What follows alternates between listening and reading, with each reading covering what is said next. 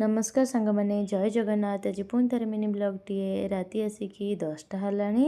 किंतु आम गोटे जगह जीव बोली बाहरी जावाई बिल्कुल भी इच्छा नहीं 3 दिन है देह बहुत असुस्थ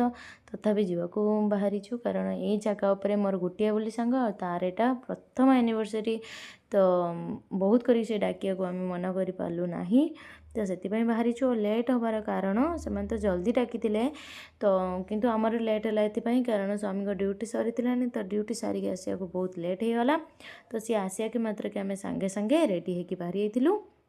सिंपल रेडी कारण देहर बल थी जे भल से शाढ़ी बाड़ी पिंधा कि एमती सज हवा तो सिंपल दीज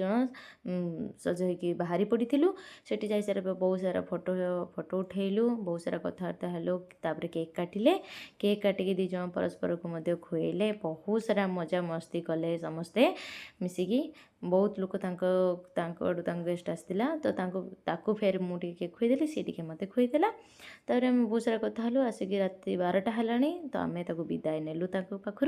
एवं